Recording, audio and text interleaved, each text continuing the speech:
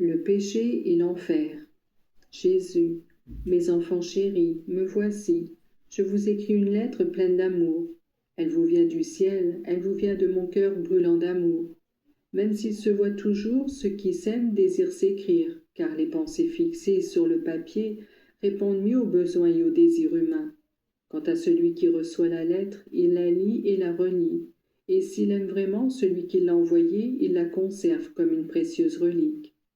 Voici ce que j'attends de vous, que mes lettres pleines d'amour restent imprimées en votre esprit et que vous me gardiez votre reconnaissance pour ce que je vous écris.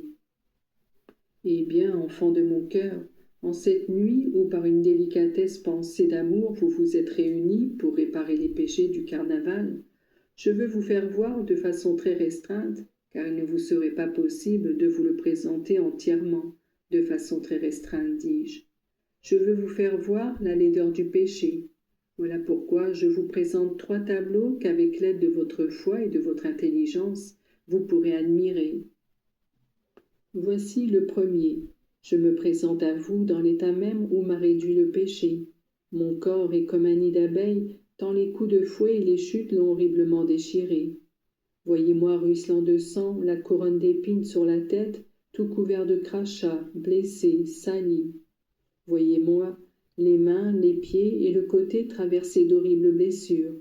Ma sainte face qui faisait les délices du cœur de ma maman, que les anges admiraient, extasiés et dont le Père pouvait se glorifier, ma sainte face est en si piètre état qu'elle reste méconnaissable. Mes enfants, ce n'est pas la méchanceté des Juifs qui m'a réduit en un état si horrible, mais le péché seulement, le péché de toute l'humanité. Mais je vous présente le second tableau, l'âme de l'homme créée à l'image de Dieu, ornée de la grâce, resplendissante d'une beauté divine, telle que Dieu lui-même reste conquis devant elle. Cette âme la voilà souillée par le péché, devenue possession du démon qui va détruisant en elle tout ce qui fait son prix, et la rend ennemie du Dieu qui l'a créée et la veut heureuse. Elle est comme un jardin fleuri sur lequel passe tout à coup un ouragan terrible. Elle est comme un fertile champ de blé que le vent et la grêle réduisent à un tas de ruines. C'est le désastre d'un tremblement de terre qui détruit la cité de Dieu et ne laisse que désolation et pleurs. Mais je vais vous présenter le troisième tableau qui fait suite aux 2 autres. Je vous ai montré ce qu'a produit en moi le péché des hommes, car l'ayant pris sur moi, j'ai dû l'expier. Je vous ai décrit ce que fait le péché dans l'âme dans le temps, mais le péché qui n'est pas reconnu, ni confessé, ni détesté, produit une conséquence éternelle.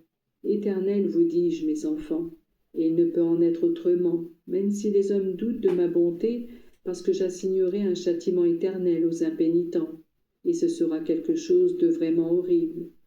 Ce châtiment de l'enfer, j'en ai parlé maintes fois dans l'Évangile, non pas pour vous épouvanter, mais pour vous prévenir, non pas parce que je voulais y envoyer quelqu'un, mais parce que je voulais que personne ne pût en franchir le seuil.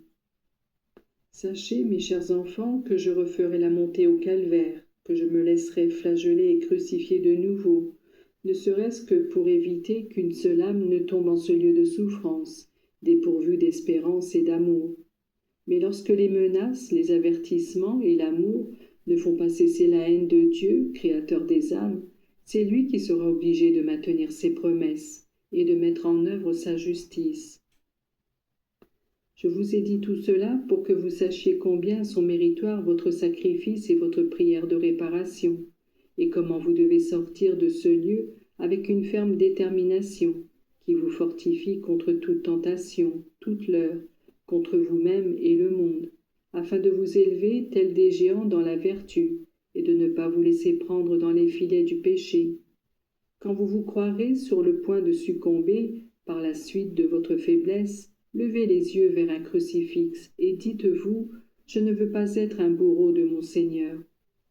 Quand le chemin de la vertu vous semblera trop dur, regardez un champ et un jardin en fleurs, et appelez la céleste jardinière, ma maman immaculée, afin qu'elle vous aide. Quand vous croirez être au bord du précipice ou que vous vous sentirez tomber horriblement bas, considérez ce qui vous a été dit. Répétez-vous ces mots, enfer pour toujours, et vous ressentirez en vous le désir ardent de vous relever. Et moi j'accourrai, et je vous donnerai la main pour vous entraîner plus haut que les étoiles.